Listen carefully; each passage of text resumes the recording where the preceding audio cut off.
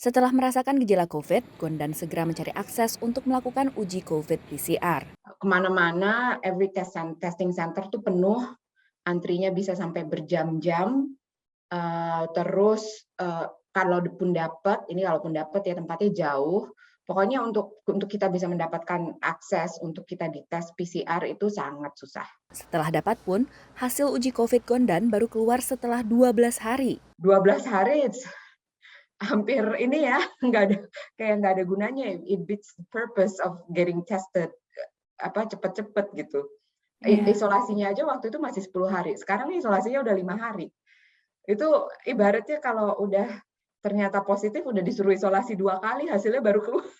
Selama bulan Januari, Johns Hopkins University mencatat jumlah tes yang dilakukan setiap harinya di Amerika Serikat berkisar antara 800.000 hingga 5,9 juta tes, terbanyak sejak awal pandemi April 2020 lalu.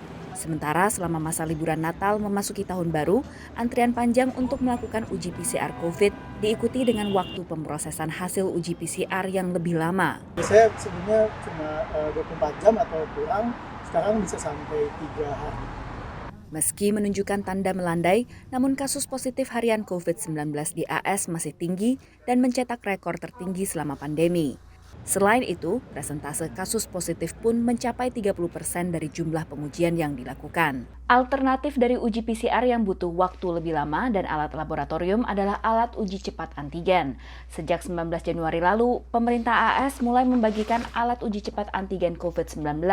Satu alamat bisa memesan maksimal 4 alat uji. Selain alat tes yang dikirimkan ke rumah warga, program mengganti biaya tes dan membuka tempat tes di daerah dengan kasus tinggi juga dilakukan. Sebelumnya, uji cepat antigen bukan alat uji yang populer digunakan di Amerika Serikat. Uji PCR yang jadi standar emas pengujian COVID lebih umum digunakan.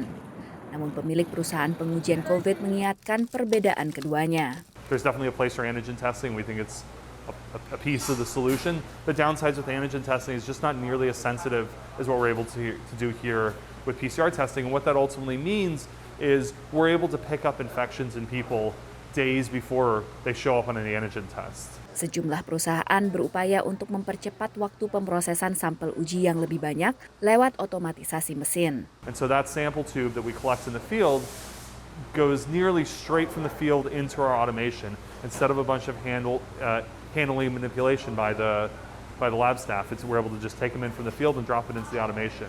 Saat ini, pemerintah Joe Biden mengalokasikan dana $3 miliar AS untuk membeli alat uji bagi warga AS. Dari Alexandria, Virginia, Gunawan dan tim VOA.